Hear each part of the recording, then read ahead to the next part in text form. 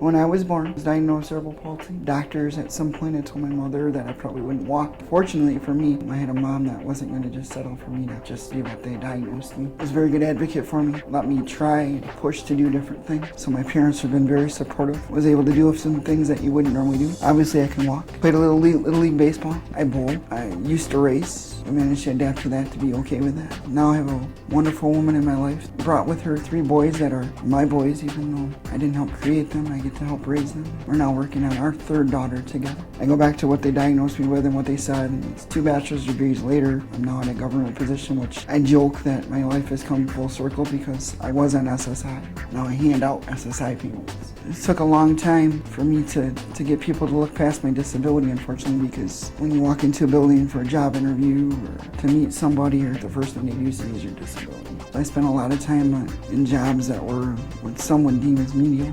For somebody with a disability, you have to work a lot harder, be put on the same level as somebody without a disability. You have to shatter so many barriers and so many ceilings. To adapt, I just worked harder, tried things that were different. I understood the window that I was in, what I could or couldn't do, so that I wouldn't be in situations that I couldn't handle. Understood where my limits could be and sometimes push beyond those to see if I could go further. And if I couldn't, then yeah, we'll just settle into what we can do and do that the best we can do. Those that would judge, try not to let it bother me, because you're always going to have that. You can't change that. All you can do is do your best, and when you're done, just say, "Look at me now."